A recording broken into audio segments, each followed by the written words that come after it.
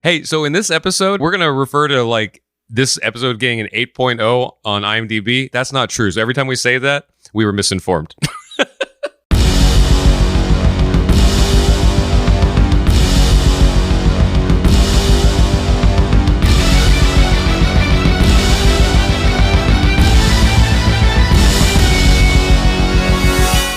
Welcome to episode 20 of Cyclops is Waiting for Me, an X-Men the Animated Series weekly recap podcast. I'm JC, and we're recording this on Free Comic Book Day to date the episode. Yeah, and actually, speaking of, a little shout out to Eric and Rebecca. Eric notified us that the X-Men episodes on Disney Plus were randomly disappearing and reappearing.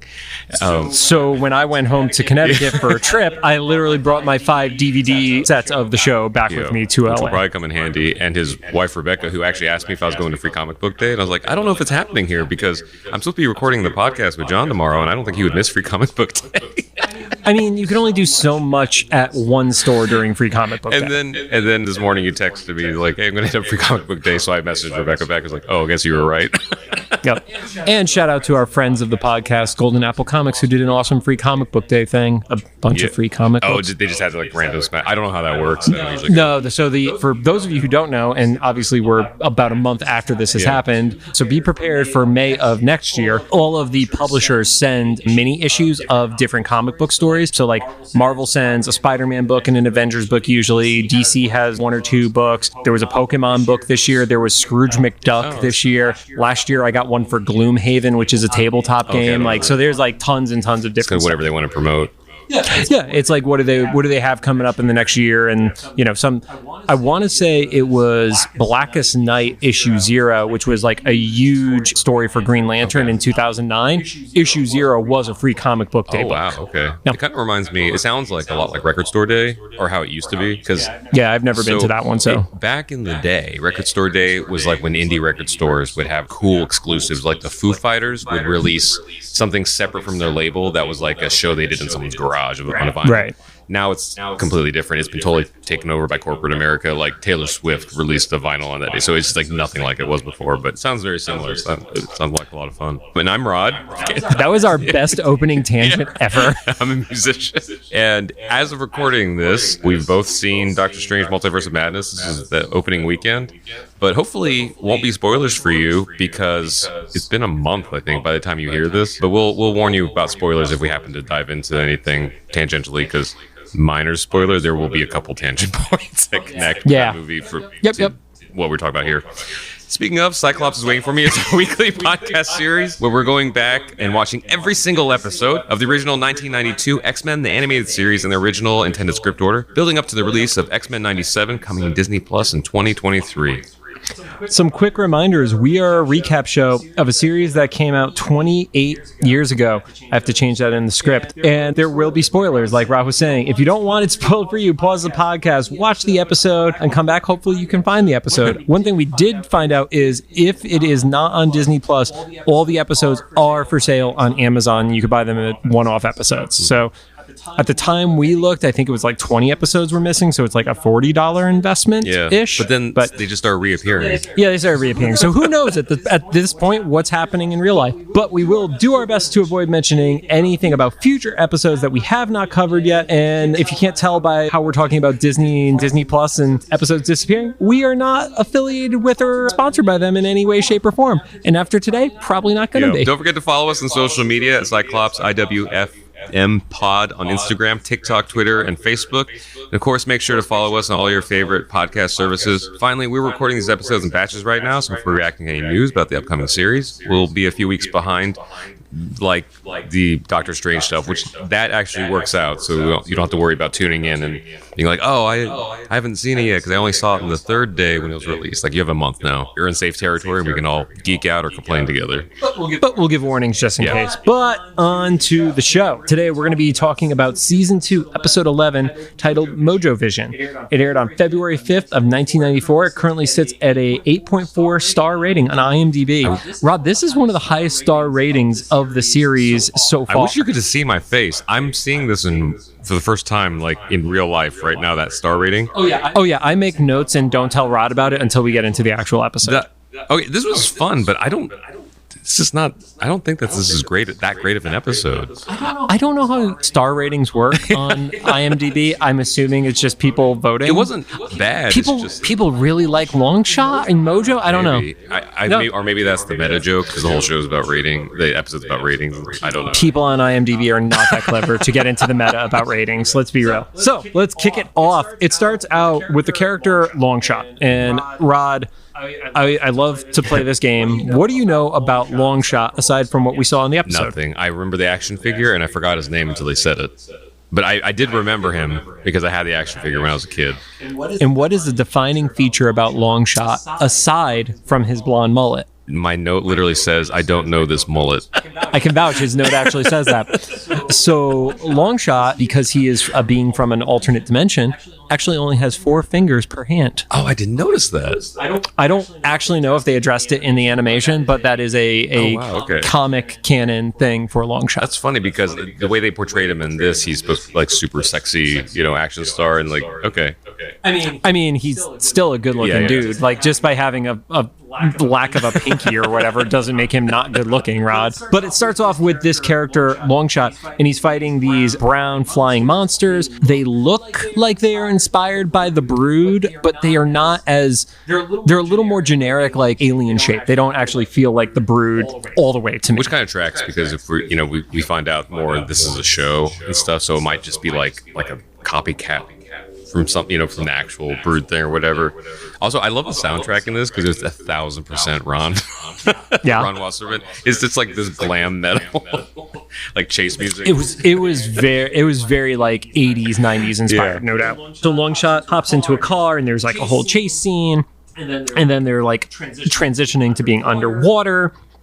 There's more of a chase scene. It has this like high energy movie trailer vibe to it. And then we see 2 cameos of characters from within the Marvel/X-Men universe in that opening montage. Who are those 2 characters, Rod? So one was Psylocke, everybody's favorite ninja. So I didn't see her. You didn't see her because she was definitely in it. Yeah, I just missed it. And then there was a green robot who was punching over Longshot. That was Super Adaptoid, who we talked about in a previous episode. I think he kind of blended into the background for me. I think you need to not binge these episodes like in the 2.5 hours before you come over to record. But also, Mike, if this one and the next 2 seem a little weird for me more than usual, is because I just inadvertently saw Doctor Strange Multiverse of Madness 3 times in 24 hours because I overcommitted myself to friend groups, so I was a little fatigued. and when he told me this, my reaction is, yes, it's a good movie. It is not 3 times in that rapid succession. Out of experience, I can tell you that's 100% true. It was great for 2 viewings. Just stop. So from those shots, we cut to Mojo, who's freaking out to his Major Domo. How would you describe Mojo? I think he's super campy. I love how silly he is. Because one of the things about Marvel that kind of separates it from DC, at least in my experience, is that they're not afraid to have a little humor and not take themselves too seriously. So I love that it feels like the writers were like venting their frustrations with the Hollywood producers in Mojo. Yeah. So from a physical perspective, Mojo is this giant blob with literally kind of like a walking pedestal that he's planted into, and he's just grotesquely overweight. He has these little metal pieces that force his eyes to stay open. Think like, what is it? Clockwork Orange style. And he talks like every shitty, stereotypical Hollywood agent that you've seen in any movie. And we can say we've seen some of those people talk in real life like that, because LA. I love the implication that he can't even be bothered to hold his own eyes open. No, it's more that he doesn't want to miss anything because he doesn't want to blink. Okay. I mean, you could be that too. He comes across to me as like Jabba the Hutt's like eccentric, flamboyant cousin. Yeah. I think that's very fair. So he is freaking out and he's yelling at Longshot. Longshot has these 2 women with him. One's like a makeup artist. The one who's the makeup artist, did you recognize that character model? No. So the character model is definitely that early 90s Dazzler that you would have seen in the X-Men arcade cabinet. Okay. That was that design of Dazzler. From the Pride of the X-Men. Right. Okay. I literally have it as POX Dazzler so it was written down. To be Dazzler, though? Or they just kind of used her form? So They don't ever call her Dazzler in it, and it's, as far as we've gotten into the show, Dazzler has never been addressed as a character, but it is 100% the Dazzler design. They needed something to fill the space. I mean, it's better than the random green guy from the intro, who we still don't know who he is. I love that Mojo gets so flustered, he like pulls out his own nose hairs. Yeah, he starts pulling out his own nose hairs and insulting Longshot, basically being like, yes, this has more talent than you do. Yeah. And Longshot's kind of over it. He's like, fine, replace me, see if I care. And then to your point of like how much camp is in this episode, Mojo pulls out the not Pepto-Bismol bottle. Read the bottle. I couldn't read it Mojo either. Something, and it was probably like Mojo-Bismol or something like that. But I couldn't make out the bottom letters. Yeah, but he starts chugging it like it's, a beer essentially. Does his assistant have a name? Because I just wrote him down as assistant. The Major Domo. Oh, that's Major Domo. Okay. Yep. I started taking notes of what he calls Mojo, and so far at this point, he calls him Bulbous One, and then I think after he hands him the Pepto, he calls him Most Congealed Master. Yeah. They have a great relationship. Because honestly, you would think for as powerful as Mojo seems to be, that would be a thing to kill somebody over. But he gets away with it. Those two kind of seem like just the way that Mojo presents himself. Like, okay, maybe that's a compliment to him. But as we go along, there's a few other ones that are kind of more questionable. Right. So as Longshot has left and Mojo is worried about how to save his media empire, they come up with the idea of, well, we're going to use these people from this backwater dimension, and we see a montage of action shots, including the introduction to the show for the X-Men. I was like, is their theme song canon in real life in their universe? Because it was playing in the Mojo aspect of the universe, yes. And so I don't think they know they have a theme song, but Mojo perceiving them does. Also, I don't know what technology was available then, because I was like maybe 10 or 11 when the show came out. But I think they pulled out a DVD of the X-Men because they pull a disc out, and that wasn't super common then. Because Major Domo pulls out a disc and he's like, let's watch this, and he puts it in the computer. And it's like, wow, they pulled a CD out or DVD looking thing. It was a mini laser disc. That's the only theory I was super impressed it wasn't a floppy disk. Right. Popped it in. I was like, wow, they just popped a DVD of the X-Men in. Nope, mini laser disc. I don't know if DVD was even a coined term when this show originally came out. It wasn't common, because I remember my high school job in 1999.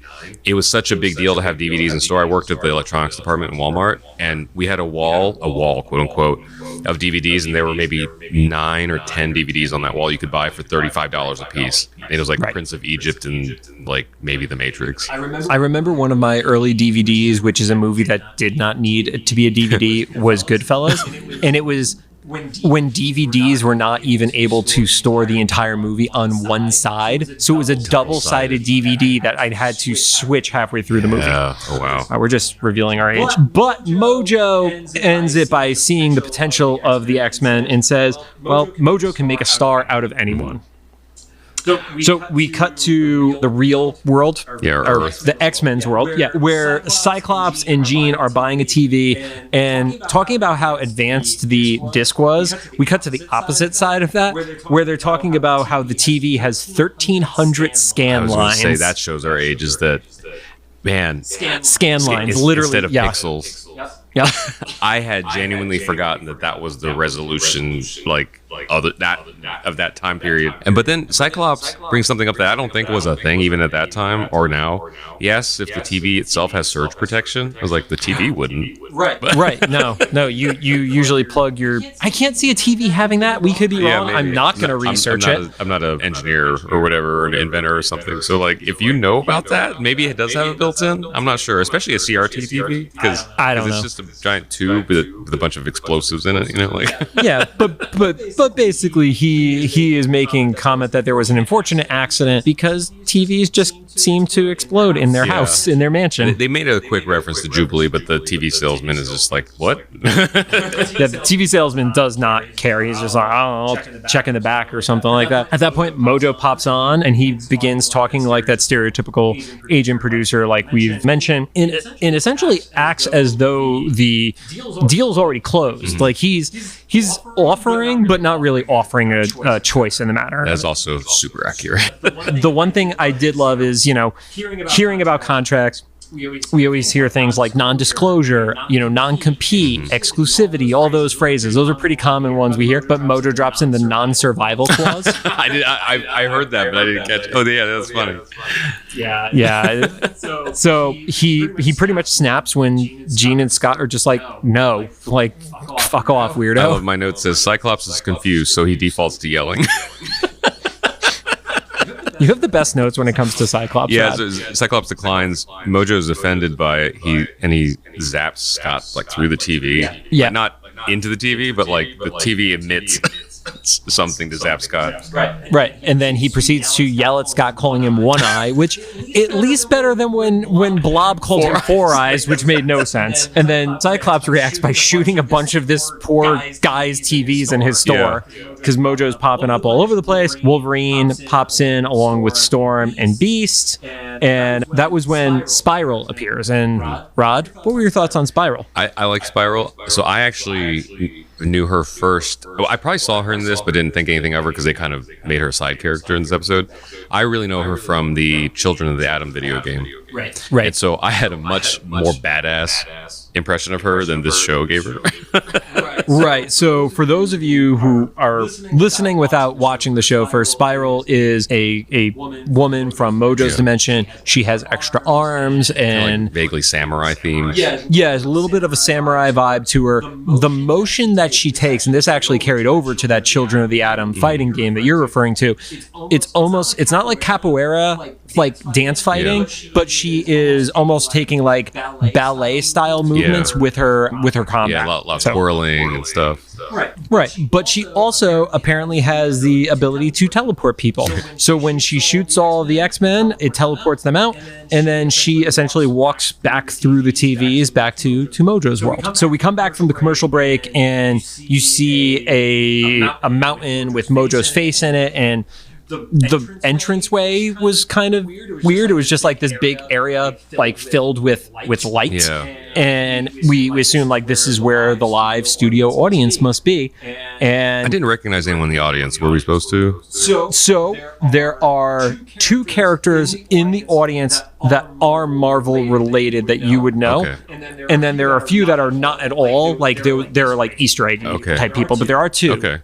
So first one, you see the back of their head early in the episode, and then later you see the front of them. There is a Skrull, and it is the classic version of the Skrull. The one that I didn't think you were going to get is Awesome Android, which is a giant robot with kind of just like this huge brick rectangle head, and he's kind of just, he looks like a lump of clay. Like there's no nicer way to say it, but those were the ones that were purposefully put there. And then I have notes later. I'll find them. Oh yeah, Faces in the Crowd, Scott Lobdell, who's an X-Men writer, Mark Silvestri, who is an artist, Tom DeFalco, who is the editor of X-Men at the time, and there's also somebody who looks a little bit like Jack Kirby. Most of the first three were like their faces on an alien body, whereas the one that was Kirby is the one that just kind of is the lone human in the batch. But that makes sense. Those were more Easter eggy, not necessarily people you would recognize just as a Marvel fan at the time. That makes more sense because when they panned over the crowd, it was just long enough. I was like, I think I'm supposed to notice something here, but then I didn't recognize anybody. I'll throw it on Instagram, and I love saying that because it gives me an excuse to put midweek post the shot of Awesome Android and the Skrull, just so you could see where those popped up. So we have Spiral in the control booth, and then in front of Mojo, the X-Men are in this like weird cylinder thing, like cylinder crystal, for lack of a better term. They get transformed like into their costumes from the street clothes. Yeah, they basically take them out of their street clothes because unlike some of our other episodes, nobody was wearing their costume to the Around this time, we get more comments from Major Domo. He calls Mojo "Oh depraved omelet," which is the one I thought would have been offensive, but also that's confusing. What is what? I'm not going to dig into it, and Rod. I even made sure to double check the caption to make sure I heard it right. And it says "Oh depraved omelet," like omelet, like an egg omelet. Yeah, and then soon after that, he calls them "Oh corruptor of crania." I mean, that's pretty accurate. Crania, I'm guessing, is like a comic reference. No, like crania, like people's brains. Oh, okay. It was like literally. Yeah, okay. Like literally, you're melting people's brains by putting garbage TV up. Yeah, but the depraved omelet thing, I might keep that in the back pocket, just to throw out. Just to throw out when somebody really pisses you off. That's fair. They make sure to take a little bit of time and talk trash against Longshot. They call him an ungrateful has-been.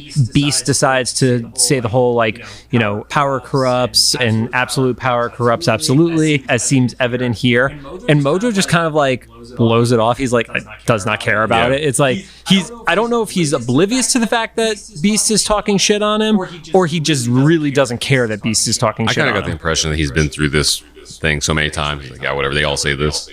But you got to feel like Longshot was at least embracing his whole like stardom, whereas the X-Men are just like, we don't want to do your crap. Then Mojo gives a little bit of a speech of, you know, there are trillions of people watching, and what do they want? Do they want peace? Do they want freedom? Do they want good government? No, they want blood, guts, love, hate, entertainment, and action. Which before a couple years ago, I would have, you know, argued with. But I'm like, no, maybe he's no. This is pretty accurate right now.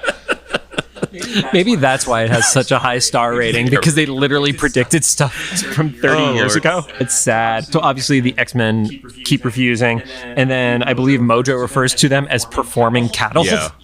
It's funny. I love also the little cutaway to Spiral running all the camera switching, because once again, my vision of her is the badass in Children of the Atom, and then she's essentially just like a associate producer on this. Not even. I would say she's the director. Yeah. Like, I mean, she's literally like, she doesn't have a control truck where she's like calling the shot changes, but she's doing everything. The only reason she's not calling is because all her arms are doing all the things she doesn't need a staff. She's super efficient. Yeah. So Mojo decides to kick stuff off and transport Cyclops and Storm into Miami Mutants. What were your initial thoughts on Miami Mutants, Rod? I had a very, very short Miami Vice fan stint. I don't even really know the story that much. I just thought the show was funny. I was like, all right, we're in the 90s, because I don't know would anybody now understand what that reference is? I don't know, because wasn't there like a new Miami Vice? No, that was Hawaii 5-0. I think there was a Miami Vice revival, but I don't think it was very well known. Successful? Yeah, but it hit. I feel like it hit the parody right on the head, because they were in the speedboat, I think. Yeah, they were in a speedboat, and then transitioned into like helicopters chasing the boat as it took off out of the water. Then the boat turns into a jet. Yeah. I love Cyclops's and Storm's reactions when it cuts to them in the boat, though. Oh, and Storm just goes, "How did you get here?" What's going on? Their expressions reminded me of like when I have to take my cat to the vet or something, or put her in the car, and so I just plop her in the car, and she looks around and like, "Where the fuck am I?" It's got the same vibe from Storm. She's like, "What? There's the what?" Yep. So we get a quick action scene that it's very quick cuts and stuff like that, but there's not a lot to really talk about other than if you know Miami Vice, it's a really good homage to it with a little bit of advanced tech behind it, but there's not a ton of substance behind it, which I think is the point. Yeah, they start winning. I feel like Storm starts taking out things because different from Miami Vice, there's two superpowered people here. Yeah, but Cyclops inexplicably just taps out. I guess he gets tired. I'd never seen him get exhausted from using his lasers before. He was just kind of shooting it nonstop. Yeah. And so he passes out, and then right before, and the Storm's in there, and right before the jet boat thing crashes, it flashes back to the Mojo world or whatever. Right. So they're back in the studio, and there are these, for lack of a better term, cells. They're just kind of crystal planes with mirrors. Yeah. Like Superman. Is that? Yeah, it has a little bit of a Superman vibe to it. Yeah. And they put Scott and Storm in those, and Mojo acknowledges, oh, well, this got great ratings, so I guess we're going to let them live. And then there was a mention of the control room, there where Mojo's yelling up to Spiral, and Longshot kind of gets the light bulb moment above his head. I also love when they cut to the control room, once again, just building on Spiral's depiction in this. She's sitting there filing her nails, she's so bored. Yeah, she has her feet up on the controls and stuff. She could give less of a shit about this. So then we teleport Rogue and Beast in to Rogue Star, which, okay, I'm not a Star Trek person. When the fandom breakdown happens, I am Star Wars, even if I'm TBD on a lot of recent Star Wars. But there's a character in Star Trek named McCoy. Yeah. Oh, so I didn't think about that. Yeah. So did they do that just for the McCoy joke? Oh, wow, yeah. Maybe? Maybe. I mean, Let's just say. let's go Because with otherwise yes. it doesn't make any sense to send those two. I guess it doesn't make any sense to send Cyclops and Storm to Miami Vice either. Yeah, the only one that actually makes sense from a pairing scenario is the next one. But there's a dogfight in space, and then we definitely have the Brood, and they're drawn slightly different than the ones that were introduced at the beginning of the episode. Brood are a longtime nemesis to the X-Men. They're an alien species. We don't see any of their actual powers other than they're creepy aliens here. They're a little bit smarter than the aliens we saw at the beginning. Yeah, they definitely have a little more of a tactic to the way they're fighting. And this one doesn't end up as good as the first one. Beast essentially gets sucked out into space. Yeah, because the Brood thing, even though they seem like just like generic monsters or whatever, like they actually tap the airlock to open it. Right. And then Beast gets sucked into space, and Rogue is piloting the ship straight into a sun. So, funny detail about the sun thing: when the ship crashes into the sun, you see a like crash, like it crashed into like ground. But it was the sun. I don't know. It's a nitpicky thing, but it was just a funny. It made me laugh at the moment. I was like, did she just into the surface of a flame? She did. It was set dressing, Rod. I don't know what to tell you. That results in Rogue and Beast popping up on those similar screen cells, whatever the hell we want to call them. And then Wolverine and Jean get transported into I Dream of Jean. And I was very confused. Aside from the name, what's happening on the screen has nothing to do with I Dream of Jean. Yeah, it seemed a little more, if anything, a little bit more of like a Adam West Batman parody, because it starts with Wolverine scaling that wall, you know? Yeah, Wolverine is scaling the wall and Jean is up on top. And then the piece that was a little odd to me is they have these robots that are there and fighting them. And instead of just being whoever the antagonists are, they showed the robots first, and then the first one who Jean is on top of the building with turns into the Punisher, and it was a pretty obvious Punisher. But then inside the building, there are 3 more of these robots, and we're gonna play the best game ever, Rod. Who do these 3 robots turn into? And I will give you credit for a team name or any of the 3 names of those characters. I only know one, and it's Gladiator. Right, so purple guy, Mohawk, that's Gladiator. And I can't remember why I know him. If there were toys, I didn't have it. Or maybe I saw it. For whatever reason, he came up there, like, oh, it's Gladiator. That's cool. You know that because there was a post from the people that made the toys that made us the other day where they were showing the toys, and I tagged you in the post. Oh, you know what's funny? The post you tagged me in, I think I actually posted on our stories a few days before. Probably, yeah. Yeah, we do that because we don't communicate. But going through the toys, it was like, it was essentially, can you name all these X-Men?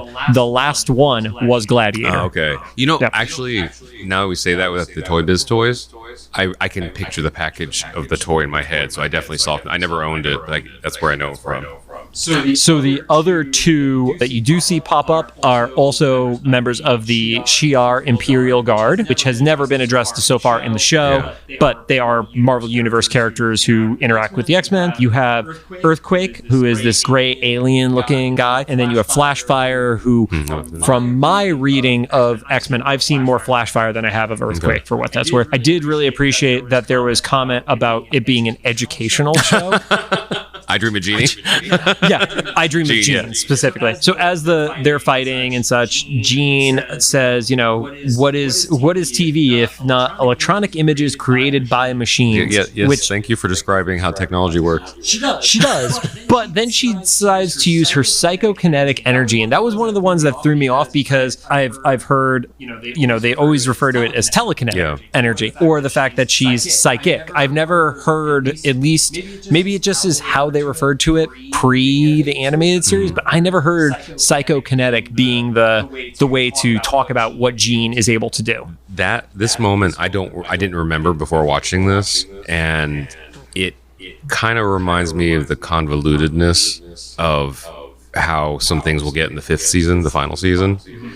So to me, this didn't read. I don't have. I'm glad that you're saying that it didn't have any. It wasn't out.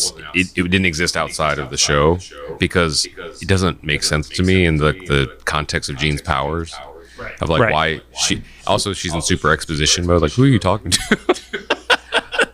I have to give her. She's probably talking to Wolverine. Yeah. Well, the whole show though is this: everybody's in exposition mode, which is it's the show being meta to itself. And this is not a spoiler for Doctor Strange, but just like comment on it. One of the things that I had to accept with the Doctor Strange Multiverse of Madness is that they kind of embrace the campiness of stuff. Well, it's Sam Raimi, and so all of the characters are in full exposition mode in the movie. So anytime something's happening, someone's explaining something that everyone in the room already knows. And that's kind of the case here. Is like Jean is saying it as if everybody knew all these pieces, but I was like, yeah, I wasn't going to make that leap that you could, that was what your power was called, but sure. So using her telekinetic powers, because I refuse to call it psychokinetic powers, she starts disrupting the feed and everything like that, and there's the freak out of cut to commercial, and we see the live audience has pulled out books, which... Again, to your point about the camp of this episode, it's so, like, Mojo's so over the top, but the fact that these people are literally at a live TV taping and their attention span is so low that they pull out books when the show that's being shot in front of them is instantly boring, that they just start, like, they all start reading. It's not one or two. It's all and that they brought books with them to, like, it's not even, because it even though it's a TV filming thing, it reads more as like a gladiator battle. It very much feels like an arena. So it's like you're going to an arena to watch people get murdered, and you're like, I'm going to bring a book just in case it gets boring. Although, you know, what's funny is if this show was made now, that scene would have totally sold with everybody being on their phones. You're 100% right. That instead of it being books, everybody would have pulled out their phone. There's no doubt on that. Tangent, but also kind of related to complain about something. One of the 3 screenings of Doctor Strange I was at, also no spoilers for Doctor Strange, one of the 3 screenings I was at was an influencer screening. I won't say which because I'm not going to try to call anybody specific out. Someone sitting next to me who was much younger than me. We were watching the movie. Granted, I'd seen it once before this. Thank goodness they don't listen to our podcast, or they'd be like, why'd you call me out? But the person next to me, who I didn't know before that day, was much younger than me and had not seen the movie yet. Anytime there was literally like maybe 10 to 20 seconds that went by that they got bored, he pulled his phone out in the movie theater to scroll TikTok during the movie. And then stuff would happen, like dialogue or an action scene would start, and then he'd be like, oh shit. He's like, what happened? I was like, you could watch the movie that's happening to calm down, old man. So Rod. that I think that's my boomer moment, that I'm like, I can't calculate, I can't process.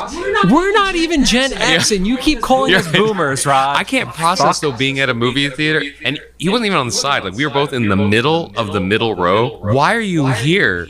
Also, of all the movies, this movie is cut so quickly together. It's like, but how you're scrolling through TikTok in the movie? It just blows my mind. It's the one thing I'm open-minded about most things that I just couldn't process. Like, what is happening? Anyway, so bring a book out. Speaking of just like going off from whatever the main subject was. So Longshot essentially is like, well, cancel their series, give me my time slot back. Freeze the X-Men. Spiral doesn't stop him. Spiral doesn't care, dude. Like, that's the one thing. If you look at Spiral's body language, she's there for the check. She literally does not give a shit. I'm convinced she doesn't care. The only one who cares in this room is Mojo. Yeah. And Longshot, I guess. But I feel like he's even like apathetic actor caring. It's not like he actually cares, because he's not doing it because he's trying to free people. He just wants his time slot he just wants to be the star. Right. So that results in the X-Men getting broken out of their screen cells, because I don't have a name for them. They fight Mojo. His big like mechanical tail gets a little messed up, and then the control room, which I don't remember we said at the beginning, is hanging over this entire auditorium. And it has like a jumbotrons around it. Yeah, they're jumbotrons, but it essentially gets cut off and crashes right onto Mojo. And you would assume would kill him, but, foreshadowing. I mean, we don't know enough about his physiology to confirm that, Rob. Well, he's a depraved omelet? The depraved omelet. Yeah. How many eggs do you have to... I'm not going to go for the joke. There's no way I can do this where it's not going to sound shitty, so I'm just going to keep pushing through. Spiral, just again, super apathetic, doesn't care, sends the X-Men back. Without any questions, she just pops up and she's like, here you go. Yeah. Well, I think she's just like, well, am I still getting paid? Right. Like, she doesn't care. And I love it when the X-Men reappear at the TV store. Cyclops is kind of echoing what I felt watching it. It's like, can someone please tell me what just happened? That's a totally fair reaction. And then we do see that Mojo has survived, and we get a very stereotypical Hollywood quote of "Nothing lasts forever, especially in television." And Longshot and Spiral are like walking away, and Longshot's hitting on Spiral. Yes. But it's a kind of a weird, like, kind of 90s thing where he's lightly negging her. because he makes the comments like, I was with a woman with two heads once. He was like, is that supposed to impress her or intimidate her?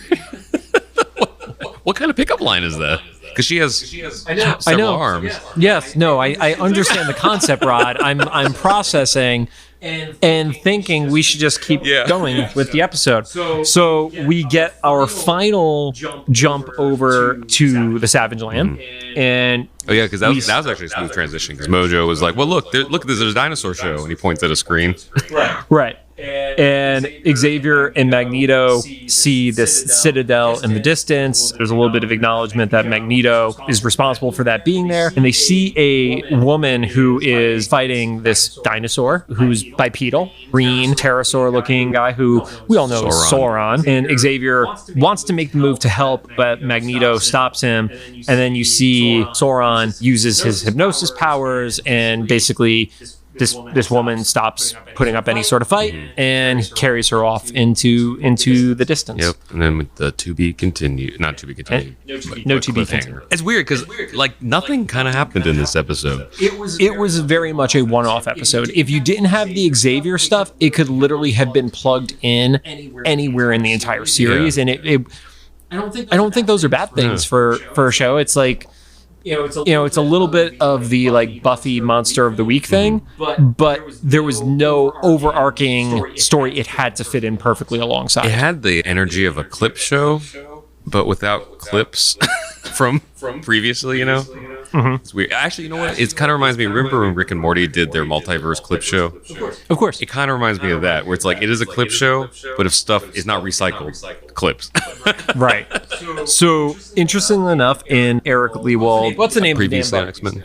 Previously on X-Men, making of the animated series, he mentions that this is definitely the odd episode out for the season, and he had no idea what the audience was thinking about at the time as they were seeing it, because obviously there was no easy access to the internet, message boards, all that stuff was still in its infancy. I don't even think TV studios knew that people were talking about shows. You don't get stuff when people like physically wrote in, like however long the post office took and people took to respond. And those were angry letters almost every time.